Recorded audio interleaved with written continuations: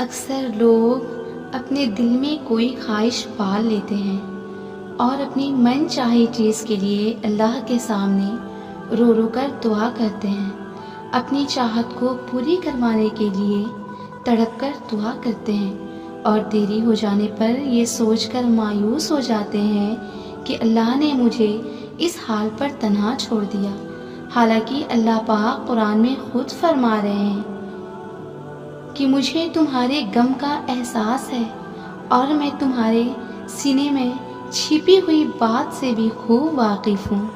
جو مشکل حالات تمہیں اذیت دینے کا نشانہ بنائے ہوئے ہیں، یہی وہ وقت ہوتا ہے جب تمہیں بہت زیادہ صبر کرنے کی ضرورت پڑتی ہے۔ یہی تمہارے امتحان کا آخری دردناک مرحلہ ہوتا ہے۔ سب سے خوبصورت رشتہ اور تعلق اللہ اور بندے کا ہوتا ہے، جس پر بھروسہ کبھی ہارنے نہیں دیتا، جس پر توکل کبھی ٹوٹنے نہیں دیتا، جس پر امید کبھی مایوس ہونے نہیں دیتی، جس پر یقین کبھی خالی ہاتھ نہیں لوٹاتا، جس کی طرف توجہ کبھی پھسلنے نہیں دیتی۔ اتنا جان لو کہ اگر رب جس کے پاس ہے تو سب کچھ اس کے پاس ہے۔ اللہ پاک قرآن میں خود فرما رہے ہیں کہ کہہ دو کہ اللہ تمہارے تقدیر میں جو تکلیف لکھ دیا ہے، تمہیں اس کے سوا کوئی دوسری تکلیف ہرگز نہیں پہنچ سکتی۔ تم آج جس بھی تکلیف کا نشانہ بنے ہوئے ہو، تمہارے موجودہ حالات کے لیے یہی بہتر ہے۔ یہ تم نہیں جانتے، پر بے شک تمہیں اس اذیت کے سمندر سے نکالنے والا تمہارا رب بخوبی جانتا ہے۔ تم بس اپنے ہر معاملے کو، ہر درد، ہر ٹھوکر کو اس کے حوالے کر دو اور مطمئن ہو جاؤ، میرے پروردگار اپنے بندے کو بہت پسند کرتا ہے اور ان کے حق میں بہت جلد بہتری اور خیر لاتا ہے۔ جو اپنے ہر معاملے میں اپنے رب کو اپنا مددگار بنائے، اور جب اللہ تمہاری مدد کرنے پر اتر آئے گا تو تم پر کوئی غالب نہیں آ سکتا۔ میرا رب خود فرماتا ہے کہ کیا تم نہیں جانتے کہ اللہ زمین اور آسمانوں کے سلطنت کا مالک ہے؟ وہ جسے چاہے سزا دے اور جسے چاہے معاف کر دے۔ بے شک وہی ہے جو ہر چیز کا اختیار رکھتا ہے۔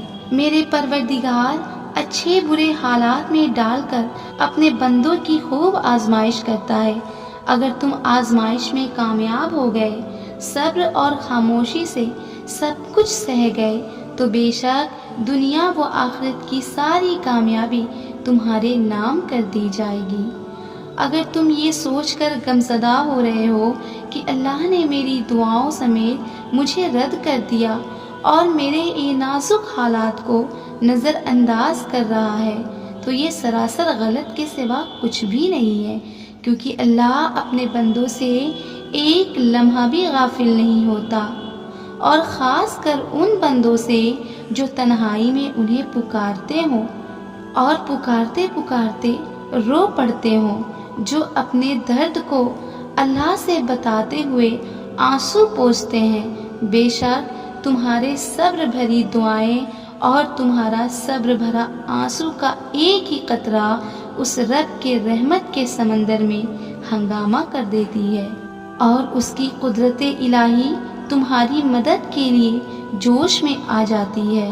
یاد رکھو کہ تمہاری قسمت تمہاری زندگی نہیں بناتا، بلکہ تمہارا صبر اور توکل تمہاری بہترین زندگی بناتا ہے۔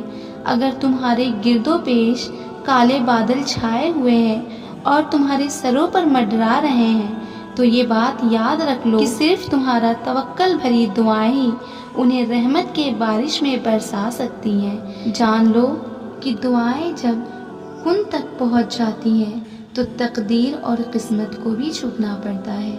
میرے پیارے ویورز، اللہ آپ کو ہمیشہ خوش رکھے اور آپ کی تمام خواہشوں کو پورا کرے، آمین۔